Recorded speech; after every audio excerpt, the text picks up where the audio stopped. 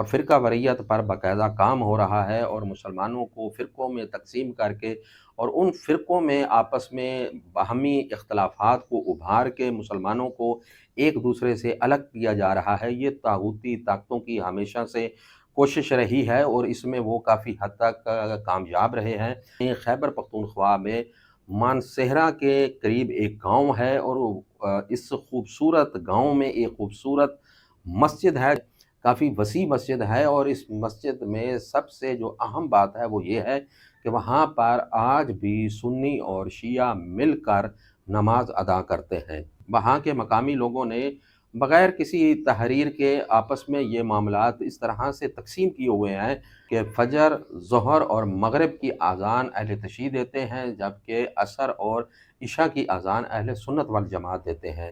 البتہ ماہ رمضان میں چونکہ اہل سنت والجماعت چند منٹ پہلے ان کی اذان کا وقت ہو جاتا ہے، تو رمضان المبارک اس مقدس مہینے میں مغرب کی اذان بھی اہل سنت والجماعت دیتے ہیں۔ اس کے ساتھ ساتھ وہاں پر دونوں مکاتب فکر نے آپس میں مل کر یہ معاملات بھی طے کیے ہوئے ہیں کہ جس مکتب فکر کی نماز کا وقت ہو جاتا ہے وہ پہلے نماز ادا کرتے ہیں، اس کے بعد مسجد خالی ہو جاتی ہے، پھر دوسرے مکتب فکر کے آ کر وہاں پر نماز ادا کرتے ہیں۔ اسی طرح جمعے کی نماز بھی دونوں مکاتب فکر ایک ہی مسجد میں ادا کرتے ہیں۔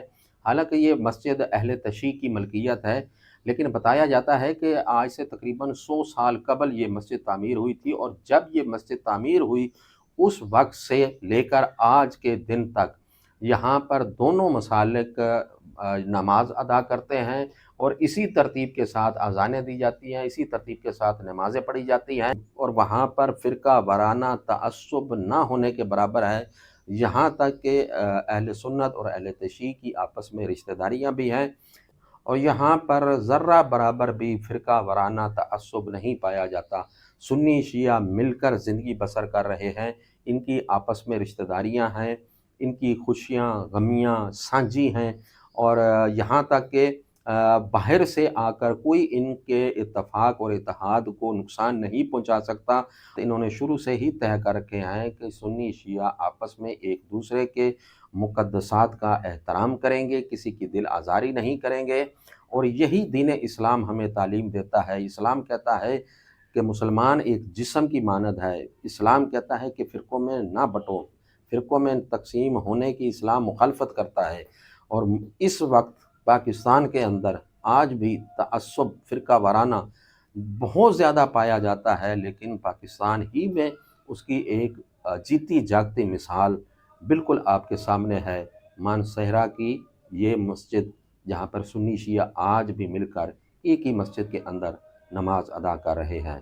اہل تشیع جب یہ مسجد تعمیر کر رہے تھے تو اہل سنت والجماعت نے اس میں بڑھ چڑھ کر حصہ لیا، اور اس دن سے لے کر آج کے دن تک دونوں مسالک مسجد کے اخراجات اپنے باہمی رضامندی سے مل کر ادا کرتے ہیں۔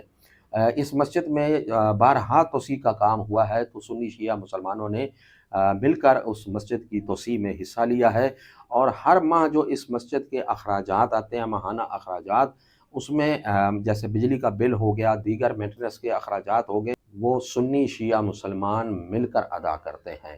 اس بارے میں آپ کی رائے کیا ہے؟ کمنٹ سیکشن میں ضرور بتائیے گا۔ انشاءاللہ ملتے ہیں اگلی ویڈیو کے ساتھ، تب تک کے لیے اجازت دیجیے۔ خدا حافظ۔